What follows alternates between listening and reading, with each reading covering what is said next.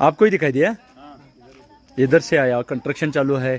और 4 दिन पहिले इधर एक और भी साप पकडा आहे। तर 4 दिवसाच्या पाठीमाग आणखीन एक पण साप सापडला, तोही घोणस होता।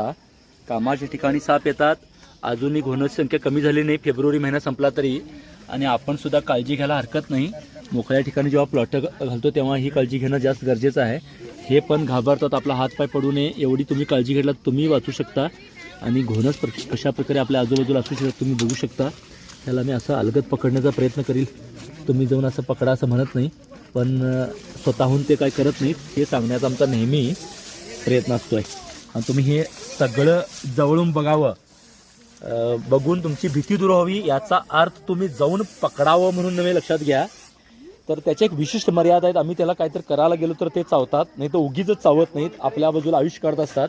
याच्यावरती अशा प्रकारे गोल गोल टिपके म्हणून तो अजगर नाही, लक्षात घ्या। त्याच्या डोक्यावरची पट्टी किती लांब वाढते बघा, म्हणजे एकामेकावर जुळलेली।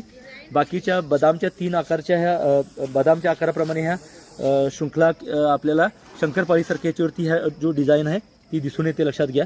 अंदाजे 5 वर्ष वयाचा हा घोणस अतिसाप आहे। यानंतर ते पिल्लं वगैरे घालतात, लक्षात घ्या। त्यांचा जवळपास मिलनकाळ संपत आला आहे, तरीही झाडी झुडूप असतील, दगडविटाची ढिगारा असेल तिथं हा साप मोठ्या प्रमाणात असू शकतो। आपण काळजी घेणं जास्त गरजेचं आहे। घोणस हा अतिशय विषारी मानला जाणारा साप आहे, लक्षात घ्या।